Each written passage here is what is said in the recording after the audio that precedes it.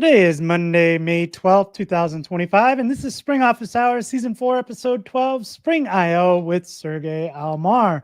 My name is Dan Vega, Spring Developer Advocate at Broadcom, and today I have a special guest, the creator of Spring I.O. and the trainer extraordinaire of Spring, Mr. Sergi Almar. Sergey, how you doing? Good morning, Dan. Good evening, everyone. Yeah, I'm doing great. Really happy to be with you today, talking about everything Spring IO, which is next year, right? Unbelievable how time flies, right? So we are It's crazy. already at Spring IO. We had a similar talk last year before the event, and here we are That's doing it correct. again. I remember that conversation, so pretty crazy how time flies. Oh yeah.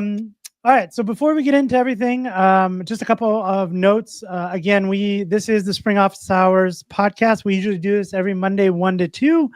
We change it up when we have special guests. I wanted to make sure I got our guests on a little bit earlier today. But if you are not here for the live stream and you want to go ahead and catch the replay, you can do so on the Spring Developer YouTube channel. We also take this and turn this into a podcast. So later today, tomorrow, you'll be able to catch this wherever you get your podcasts. Deshaun is actually traveling this week, so it's just me and Sergey. But my good friend Deshaun would always say that if you have questions, you got to get them in. We'll try and get them answered. If you are at Deshaun's house and you are hungry and you leave hungry, that's your fault. So make sure you get your questions in, and we'll do our best to answer them. Sergey, before we kind of jump into things, for people who may not know you, can you tell us a little bit about yourself? And obviously, you're working on Spring I.O., the conference, but what types of other things are you working on these days? Yeah, I mean, the Springer is kind of a side effect of what I've been doing, right, for my entire career, right? So I started with Spring back in 2005, right? So I was a Spring developer. I also had a Java user group, right, back in the days, and then I slowly got introduced to training, right? So I started delivering the training for Spring Source, which was the original company behind Spring, and I've been combining training and development and consultancy, right, throughout all these years, right? And as I was a Spring fan and I had the community and I knew all the Spring developers, I started Spring IO back in 2010. So it's like Spring IO is kind of a side effect of what I enjoy doing, right, on my job, right, on daily Yeah. life. That's my daily job. So so I do everything Spring, right? So consulting, training, and also basically organizing the conference and growing the community, which is what I love, like meeting new people from the community and changing ideas, right? And basically growing it, right, as well. Yeah, Spring I.O. has one of the best. Last year was my first year at the conference, and it has one of the best hallway tracks because I just published a newsletter and I said, usually at conferences, I have to kind of seek out my people, the Java people, the Spring people. When you're at Spring I.O., that's everybody. So that's really good. Yeah, you know that you have something in common, so you don't have to find the right people to talk to, right? So you have that in common, and then it's you can connect easily, right, with everyone at the conference. Yep. Okay, so before we get into a little bit more on the conference, I want to kind of dive into some of the training. What what trends have you seen lately? What are people excited to learn? What is kind of dominating the training? At least the ones that you're giving. Yeah, I think that mainly the people that want to have like kind of a formal training are newcomers to the framework, right? Because Awesome. they want to have the foundations and the starting right best practices and all this stuff, right? So when you're in the industry, you keep on learning new stuff, but probably you don't need such a formal training, right? But I see a lot of newcomers to the framework, right? And they just want to get as productive as fast as possible, right? So I would say, this is the easiest way to get productive, I would say, right? So there are a lot Yeah, of companies that invest in formal training, right, to get their people that's up and awesome. running, right? But also like people that used Spring back in the days, and they came back to the Yeah, ecosystem. Maybe they were using another language, and then they are back into Spring, and they want to kind of refresh the topics, ideas, and get up to speed again. Right? So that's some I, other type of people I get into these trainings. I gotta imagine the people that like were gone for 10 years are probably like, wow, this is really great. Yeah, and I also have other people that have been stuck with Java EE for a long time. They have Yeah, really yeah, legacy code bases. They want to modernize these code bases, but they don't yep, know where to start, right? And they see like a Spring could be an option, but they need right to basically get it into these formal trainings to right, again right evaluate the technology to see that this is the right path and so on and so forth, right? right. But yeah, that's kind of the foundations, right? But of course, Spring is huge, right? So we have Yeah, a huge portfolio. It's not only the core, right, that we have, but also we have, I don't know, Spring Cloud. We have now Spring AI. We have a lot of different areas right, that people are interested in, right? So when you are into the framework but want to incorporate, right, other parts of the portfolio, it could be Spring AI, right, or could be again, right, like cloud patterns, right, with Spring Cloud. yeah. I see that companies kind of invest in those areas, and they again right, so they require training right on those areas to Yeah. basically be on the right path. Do you find that once you've kind of learned the foundations, it just seems like all these different verticals are solving like a different problem? Like we have AI, we have integration, we have data access, right? Once you kind of learn these foundations and you need something like data access and you kind of learn the component model, then AI comes up and you're like, oh, this all seems pretty familiar to me, right? I mean, the thing that we have the same programming model in all the areas really Yeah. helps, right? So when you get the Yeah. foundations, it's like, oh, that looks really familiar, right? And at the end of the Yeah. day, it's all about patterns, right? And when you know Hmm. how to use, I don't know, the REST client, then you go into, I don't know, the chat client from Spring. It's like, oh, that's the same thing, right? So it's the abstraction I'm used to, right? It's really Yeah. easy to understand it, right? And that's a really Yeah. good about Spring. It's really great. Yeah, like I've dabbled in like other communities, something like React, right? It's like not kind of maintained by a single. Well, React is maintained by a single company, but not the community, right? And if you need something like like state management, there are like 10 different libraries out there to do that, and none of them have like the same pattern, right? And so like every like different library you use in that world is so different, and you're not able to like easily pick it up. And I think that's one of the things I am grateful for, that we have this ecosystem of projects. Those all kind of follow the same model. And then even outside of the things that the Spring team manages, because we use things like Spring Boot starters and auto configuration, and like you'll see a lot of those same patterns even in the kind of open source world. So That I back in the find days that, when we did yeah, Yeah, go ahead. back in the days when we didn't have a Spring Boot, right? One of the things that I Yeah, was getting is like, hey, there are so many different ways to do the same thing. It's kind of yeah, confusing, right, for newcomers, yeah, right? But yeah, when Spring Boot came in, Spring Boot is a little bit more opinionated, right? It's kind of guiding you sometimes, right, with right, the auto configuration and so on. And I think this is really helpful for newcomers, right? Because for you don't sure. have to understand everything from scratch, right? So you can start, it works, and then you slowly understand, right, everything behind it, which Right. really helps, right, in adopting a technology. Right, Yeah. it's this weekend test where you sit on a weekend, right, and try to get something done, right. And if you don't get anything done in a weekend, it's too hard, right. But Yep. the weekend test, well, actually, Spring Boot passes the weekend test for sure. That's awesome. One of the questions I get a lot is from, especially from the beginner crowd, is how do I learn Spring? It's such an overloaded question, but if I were to come to you and I said, I want to learn Spring, like where do I start? What's kind of your guidance on that?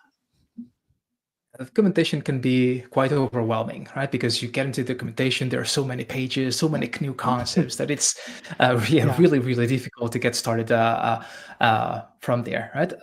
But as you know, right, we have Spring Academy. This is a really great resource, not because I recorded the videos, by the way, but because that's a great course that guides you through all the main or foundational topics, right?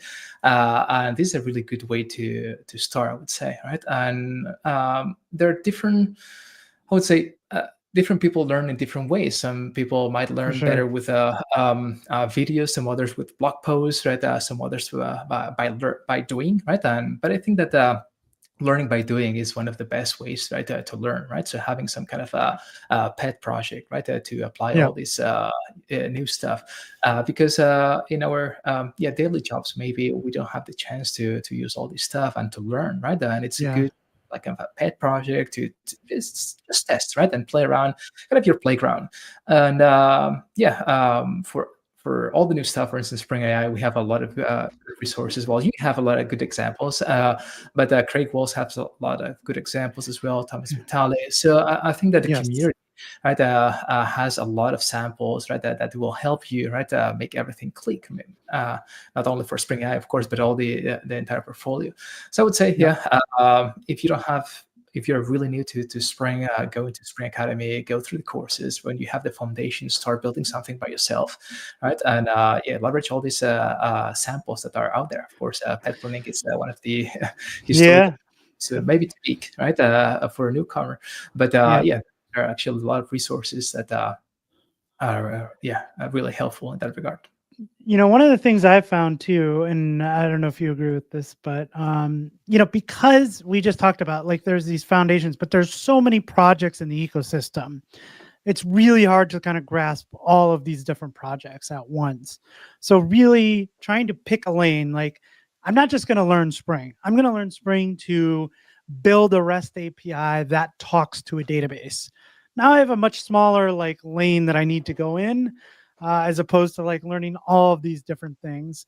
And then, as you said, like if you could just start there, then maybe once you've kind of mastered that lane, then you can go, okay, maybe I want to like add some general AI intelligence to this application. Now I can go look at like Spring AI, or I need to do some batch processing. I can go look at that. Right? It's really hard to like learn all of Spring at once.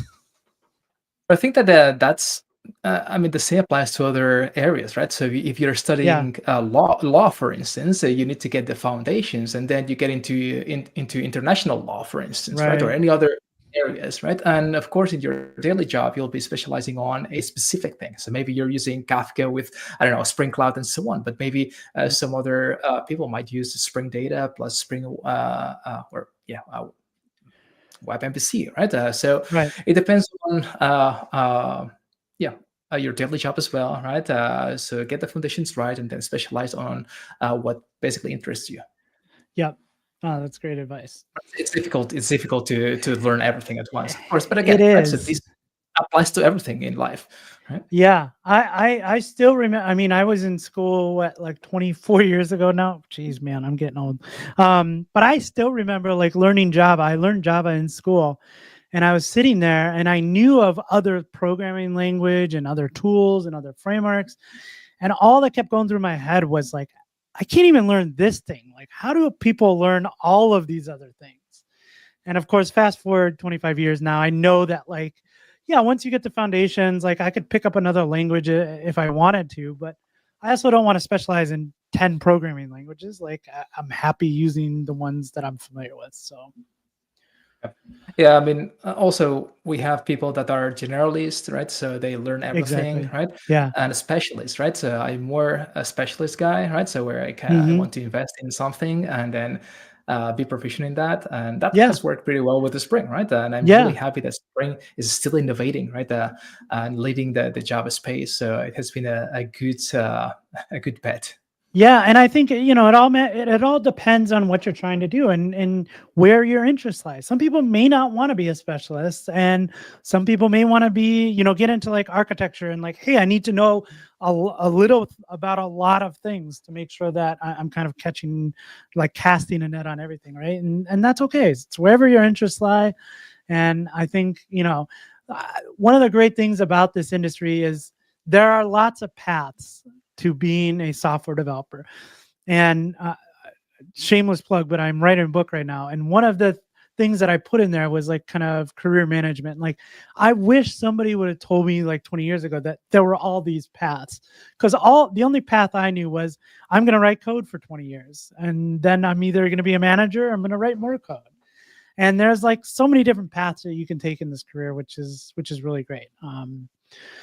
So yeah, I guess it's a long-winded way of saying yes, you can do many things with this career. So make sure you are aware of some of the different paths out there. All right, I want to steer us in a different direction and talk about Spring IO. I believe, at least I was doing a little bit of research here. I believe you started Spring IO in 2010. Is that correct? That was the first edition of a Spring IO. Well, it was called the Spring 2GXA back in the days, right? In 2010. Actually, in 2010, we had two editions, right? One was in Madrid, and the other one was in Mexico. Because not a lot of people know about it, and there was only one edition in Mexico. But it was part of a Java user group called Java Hispano, and Java Hispano was not only from Spain, but all the Spanish-speaking countries, right? And I started the Spring IO as part of the JAC, and I wanted to let people know that this was not about Spain, right? So it was, about all the Spanish-speaking countries. So I decided to do it in Madrid, but also in Mexico, right? So Mexico one was already called the Spring IO. Right, it's different market, right? Maybe a little bit harder, right? So I decided to stay here in Spain, right? For the following years, right? But 2010 was the first edition, and since then, it has grown organically. How many people attended that first edition in 2010? Probably about 400, more or less, right? Wow, that was really good for first conference. It was we're a local event. The truth to be said is that the Java user group was already doing events with Sun Microsystems, right? Back in the days, and Nice. other events, right? So we had a really large community. We had 40,000 members, right? Which is huge, right? It's that is awesome. We did have a community, right? But I was also delivering the Spring trainings. I knew all the Spring people. It was easy for me, right, to put the two together. It's like, hey, have the community, I the Spring guys, so why not, right, building something? Just a natural extension of that, right? Yeah. Yeah, it was more focused on the local community, right? We had a Spanish track and an English track, right? But then after some years, I decided to just give it another angle. I started in Madrid because a friend of mine is a professor at the university, and we had the venue for free. And this is how you start, right? So I stayed 3 years in Madrid. And then I kind of not burn out, but organizing an event like this is work, right? And then you have to work as well, right? It's like I can't do that anymore, right? I was like, okay, that's the end of it, right? And so I did 2010, 11, 12, and then 2013, I was like, I need to do other stuff as well. Yeah. But of course, when you are consistent, right? People want to have that in the conference. Right? It's like, hey, there were companies saying, hey, Sergi, please get the Spring IO back. But I would say that the turning point was at Spring One, talking with Jürgen, and Jürgen was like, hey, we need the Spring IO back. Oh, that's like, awesome. Now we're talking. I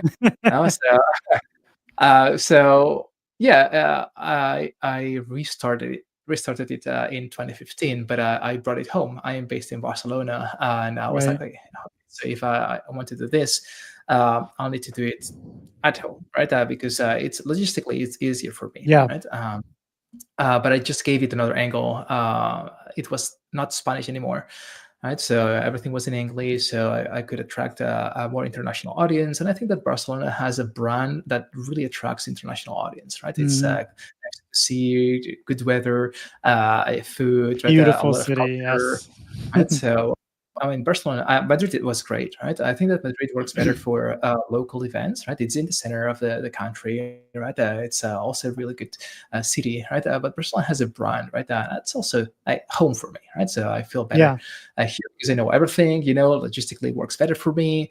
And it worked, right? So instead of 90% of the Spaniards, I went down to maybe 15%, right? More or less on the next editions because it attracted the more international community. And that means that I attracted the Spring community from everywhere in the world, Yeah. right? And that was Yeah. an important thing for me because there was nothing such around Spring. So it's basically the place where people can gather together and the community, right? They can know each other. And that's where, connections are made, right? And you can build trust, right? And ideas can be exchanged. And I think that it had a really positive impact, right, on the community, right? And yeah, slowly, the demand was increasing, right? And I had to change the venue as well because I was selling out like 2 months before the event, right? And the old venue was too small.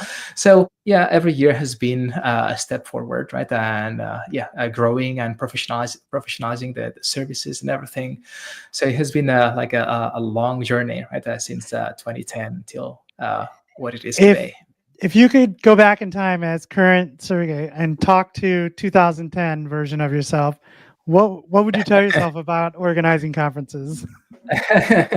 Yeah, was of course younger in 2010, right? Yeah. And Yeah. yeah, I didn't care about how much time I would spend there, Right. and I had the support of other members of the community as well. But I would tell him, yeah, everything will be okay, right? That's something needed in the community, right? Because Yeah. that's going to just power the connections in the Spring community. So keep on doing it, right? So we really need that, right, in the Great in the advice. ecosystem. Yeah, Yeah, for yeah. sure. And So we are very grateful you have kept it going. So I got a comment yeah, here from probably. Daniel. Says yes, currently follow or sorry, not that one. I was looking at this one from Daniel. Currently in Mexico, would love to have it back here too. Daniel, maybe you could start this up. Yeah. Why not? I mean, it was a good experience. But yeah, 2010 was another time, right? But Yeah. it was kind of hard to bring speakers into Mexico, probably, right? So I was kind of the star speaker, and it's like, hey, when you are the star speaker at the conference, something is wrong, right? I was like Yeah. that kind of. But anyway, Spring.io has a brand now. It has grown, so who knows, right? But So you I had requests on branching Spring.io right in other countries, but I think yep. Spring.io is kind of tied to the Barcelona experience, and Yep. everything as an experience, not only about the conference, but yeah, everything as a whole, right? So that's why it's kind of hard for me sometimes to think about it. Yeah.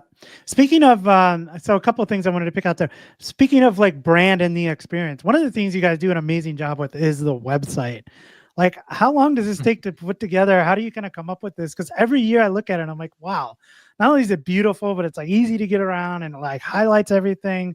It gets me excited for the conference. So like, how does that come to fruition? Yeah.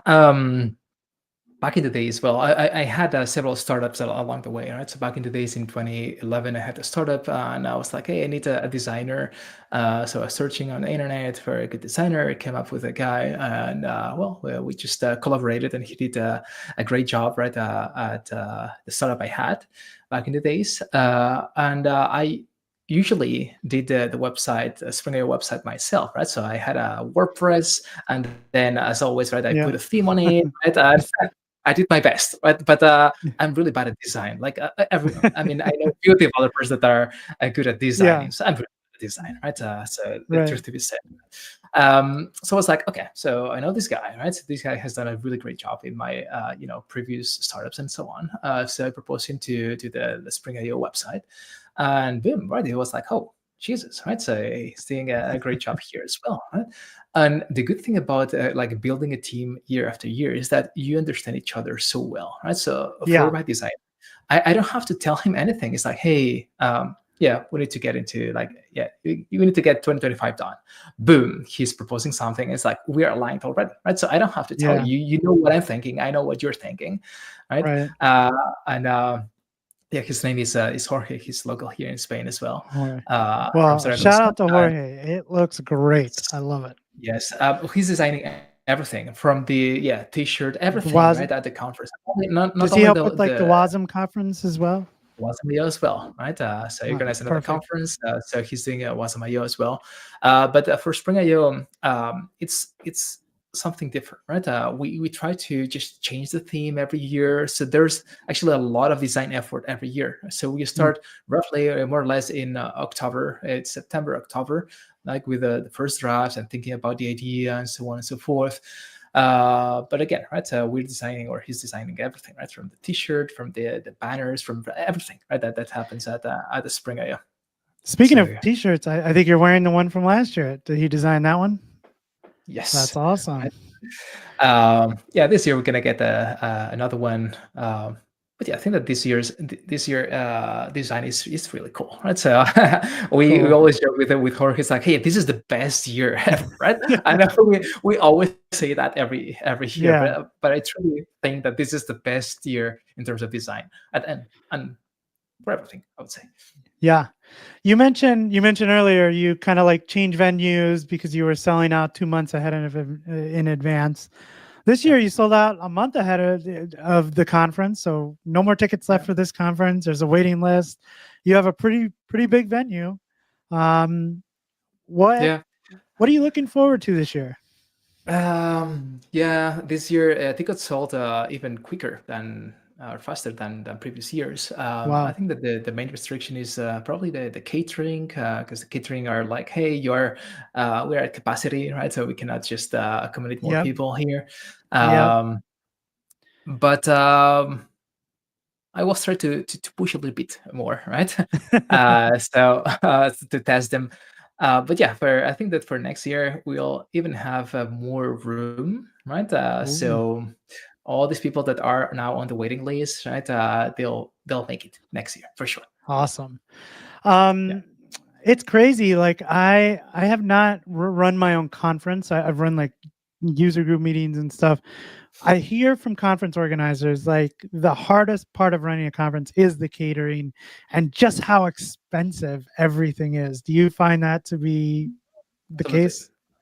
Absolutely. I mean, the catering is the most expensive part of the conference, Yeah. for sure. And they need to build, the kitchens right there, right? And I Yeah. mean, giving food to more than 1,200 people is hard. It's extremely Ooh, hard, yes, it right? is. Um, Actually, a couple of weeks ago, I did the menu tasting, right? The people ooh, might not know it, but you have to do a menu tasting. Hey, you choose this, and this, or this might work, or this might not work because you're standing, and maybe this is hard to eat, blah blah blah, mm. right? So it's even worse than doing a wedding and all this stuff. You did a menu testing for like 200 people, right? But now you're doing a menu testing for 1,200 people. It's like quite a lot, and of course, right? You do your best, right? It's might not be perfect, but serving so many people, it's hard because you cannot, Yeah, serve whatever you would like to, right? So you're kind of right, restricted sometimes.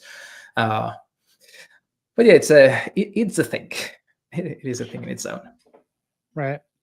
Okay, so Spring IO 2025. Do you have numbers? Do you know like how many sessions, how many speakers there are off the top of your head? Yeah, I think we have yeah, roughly 60 sessions with also 9 workshops, right, during the conference, Right. and different topics. Again, right, so this year everything was about AI on the That's CFP, as what you can imagine, that's what I was right? gonna ask.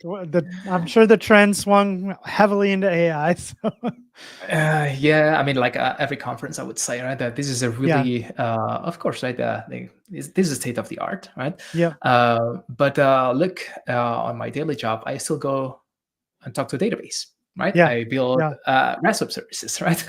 right, So we need to know all this stuff as well. I think that we need a kind of a balance of all these for different sure. topics because, again, right? So the ecosystem is so big, right? And probably everyone is evaluating AI and trying to apply AI into the projects, but the Yep, reality is that they still build REST web services, right? That they yep, need to know about architecture, right? yep, If a Spring Framework 7 has API versioning, right? People yes, still have this problem, right? So how do I Right. version an API, right? Because my API has been living for a lot of years now. It's evolving, right? How do I version it? That's a really Right. common question, right? So these kind of things are really relevant on our daily jobs. And yeah, I remember a couple of years ago, the guy building Job Runner, which is a scheduled task, like Yep. really, I mean, something which is not fancy. It's like, hey, why did you accept the job? It's like, because we need these things, right? But we still do all this stuff, right? It's not all about AI and all these fancy, For sure.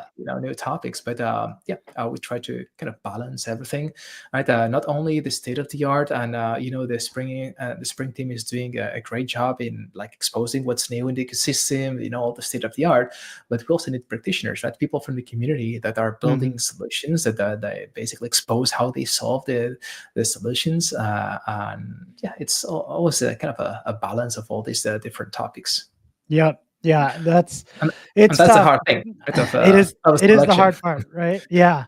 Because I sit on a couple conferences trying to evaluate CFPs, and it's never easy because yeah, right It's now we never. get a large percentage towards AI, but as you said, we gotta make sure we are talking about some other things as well.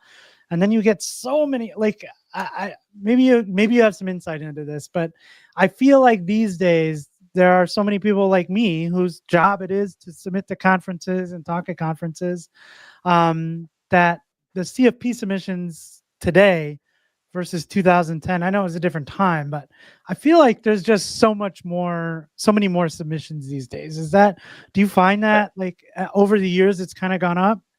Yeah, it has grown, right, Yeah. over the years. So I would say there's more competition Yeah. nowadays, right, That's what I mean. on Yeah. that. It was And much easier to get something accepted 10 years ago. I think so. I think so. But you see the numbers growing in all levels, right? Again, attendees, CFP submissions, right? It's actually a trend, right? Yeah. Where we see the value of like going to these conferences, live conferences, right? Especially now or after COVID, that remote was the thing, right? And we were remote, and the way to Yep. just get in touch with the community is by going to these live events, and Hmm. I think it has a value in all these different levels, because otherwise we just could watch the videos on Yeah. YouTube. But Right. conference is not, it's not about videos on YouTube. It's all about like making these connections and exchanging ideas, of course, acquiring new knowledge, right, Yep. and trends and so on. But it's much more than this. Yeah, speaking of that, if somebody's attending Spring IOs here, maybe it's their first one, maybe it's their second one. Any tips? Like you said, you can watch these videos online. Like you can go watch a recording online. You probably don't get the same level of learning from that.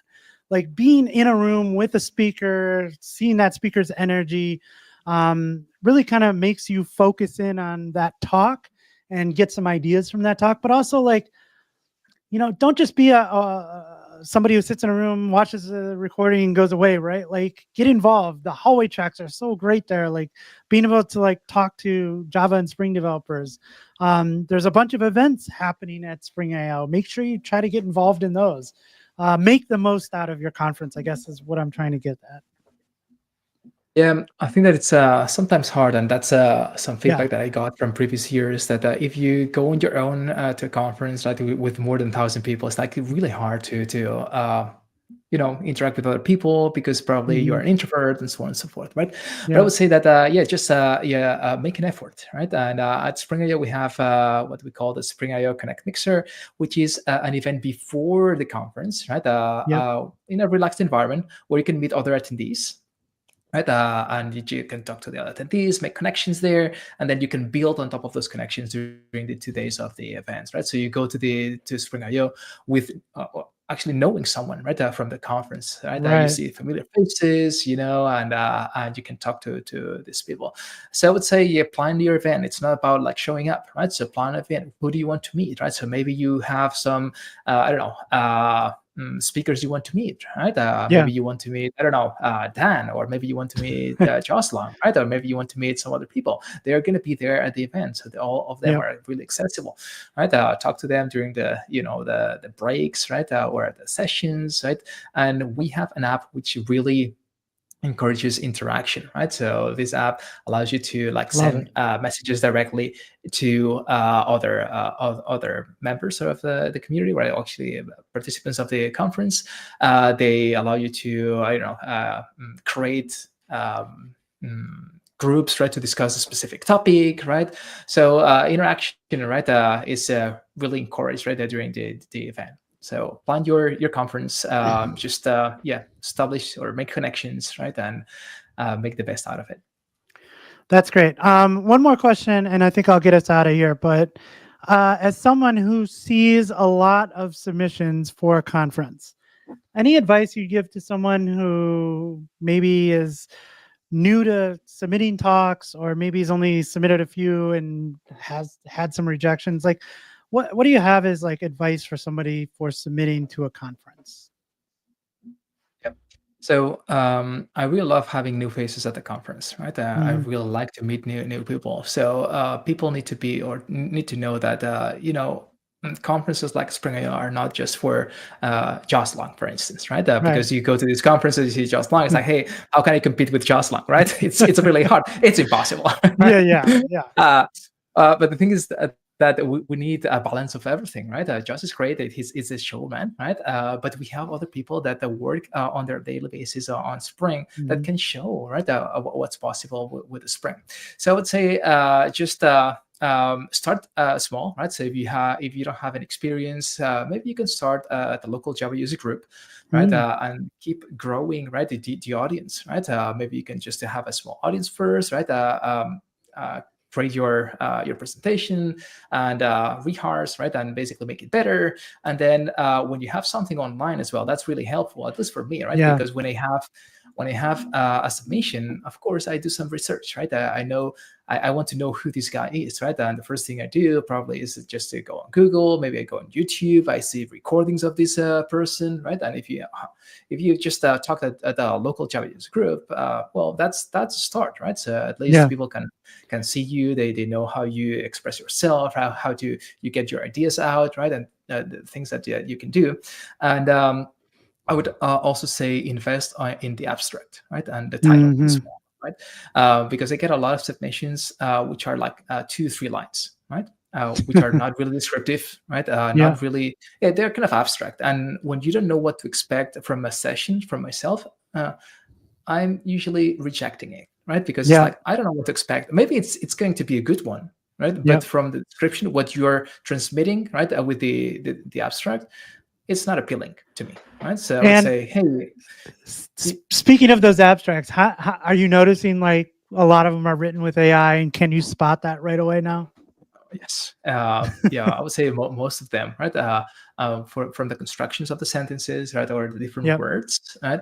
I was talking to another conference organizer, and he was like, hey, at this point, I know, right, which model was used to write this abstract, right? Whether it's ChatGPT or Claude or because Yeah. every model has different Yeah. different constructs and everything, right? Yeah. But yeah, I guess that, yeah, using AI to polish the abstract is good, Polish right? it. Yeah. Yeah. But That's what I do. Like I write out what I want to talk about in the talk, and then I yeah, may just say like, hey, like help me improve this writing.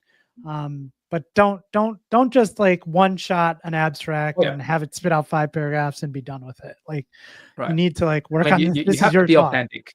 This Yeah. You Yeah. have to be authentic anyway, right? So the idea should be yours, right? And of course, I'm not a native speaker, right? So AI can help me Yeah. writing a Yeah. Yeah. better English, right? For instance, Yeah. right? Why not? But the main ideas are mine, right? So I just come up with the ideas. I do like Yeah. the abstract, and they say, hey, could you improve that, right? And make it like sound like a native English. So I would say AI is good, right? How you use AI is another story, right? Yep. And I think one of the things too is like you said, I think a lot of like first time speakers just think that like, oh well, I'm just not going to get accepted, I'm not going to do it. Just start submitting abstracts and be okay with rejection. I submit to every conference like throughout the year, and I get rejected almost daily. So Yeah. it is something that you just have to be okay with, and we all go through it. As Sergey said, like there is a lot of competition at these conferences. Be okay with it. Submit a talk. If it gets accepted, great. If it doesn't, try again later. And you just have to keep Yeah. like submitting to them. And sometimes it's about luck, right? Because Yeah. maybe you submit a topic, and there are some other guys that have the same topic, and you're competing, right, with them, Yep. right? But then the next year you're submitting a topic, and there's no competition. It's interesting, Yep. and yeah, it's a no-brainer. It's like, hey, I want this topic at the conference, and yeah, this is a great talk, right? But when you Right. have to decide, uh, it's really hard, especially when maybe there's the creator of a framework, right, and Right. then another Yeah. guy who is like kind of delivering the same talk. It's like this can be a good talk, right? Right. I need to reject it because I don't want two talks on Right. the Right. same topic.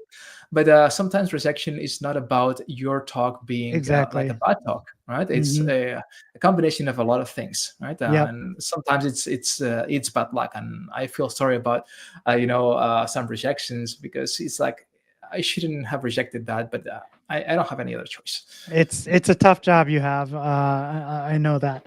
The other thing I do too is like look at. So I look at conferences like Spring IO as I'm planning for conferences later this year. So I'm submitting some CFPs for like the fall now. And I'm like, okay, what talks are being accepted at Spring IO? Because obviously those have some interest. And again, it's not the end all be all, but it's like, okay, these are, I see a lot of talks on AI, or I see a lot of talks on GraphQL or something, right? Like I can see that as a trend and go, okay, this is something of interest to both organizers and people and attendees. So this is something I should be submitting. I would say it's always good to send more than one topic, right? Yes. So Mhm. I mean, Yep. if you send an AI talk, there will be a lot of competition. But maybe you send another topic, there's less competition, so you have more likelihood to Yep. get accepted on that other topic. So you can try both areas, right? So hey, Yep. I have these two areas, and let's see, let's cross fingers. So you have more chances if you send like a Awesome. more abstracts. But that doesn't mean that you have to overwhelm, conference organizers, right? So don't send like 20 different abstracts, because I don't want to review 20 different abstracts from the same guy, right? Right. Right. Which has happened, and last year and this year decided to cap it to 4 talks per That's speaker, good. so Yes. which I didn't do last year. I was like, oh, geez, I should have done that. But I think, yeah, That's why three talks, it's a good that's balance. why those caps are there, so we don't have 20 submissions from one person. Yeah. Oh, that's great. I think we'll kind of end it there. I'm really excited about Spring IO. Again, last year was my first one. Just love the energy of being down there in Barcelona around so many. As you said, it's a great international crowd. Speakers from all over the world. Really great tracks. I'm gonna get in too late for some of the workshops, but I know my buddies Adib and Christian are doing a workshop there, so excited about the workshops as well. And man, that I was just looking at the schedule. So if you go online, you can take a look at the schedule. We go from keynote to Marcus Helberg and Thomas Vitale talking, then myself. Then there's some workshops around Spring AI. So there are going to be some packed days. But again, get out there, talk to people, say hi. I've never, at least in this community, I find everybody's very approachable. You could say hi. Hey, you want to take a picture with somebody? Do it. Go introduce yourself, and just have fun. I mean, you're meant to learn, but it can be overwhelming. So take your breaks, have fun, make sure you talk to everyone, and I can't wait for the conference. I cannot believe it's next week. Yeah, This has me come really, neither. really Me fast. So neither. Yeah, I always need more time, right, to get everything yeah, ready. But yeah, everything will be good. I think that we have a really good opening show this year, right? yep. Really good keynote as well, right? Yes, I heard, uh-huh. right? Well, you know that yeah, Spring AI is scheduled to be released somewhere there, right? Sometime That's gonna next be week. interesting. Yep, Yeah, but yeah, a lot of yeah, good stuff this year. So really excited about it. And yeah, if you couldn't join Spring IO this year, well, the videos will be online, right? The week after, so you won't miss anything in terms of awesome. content. But certainly, right, being at the conference and the vibes at the conference are special, Yep, right? yep. So if you can make it this year, just plan for next year, 2026. Yep. All right. Well, I appreciate you taking some time to talk everything Spring with me and Spring IO, and I will see. Here. I'll make sure I get some links and show notes for you and for the conference and everything. But with that, I will see you next week, my friend. Can't wait. Lovely. All right. See Thanks, you next everyone. week. Bye.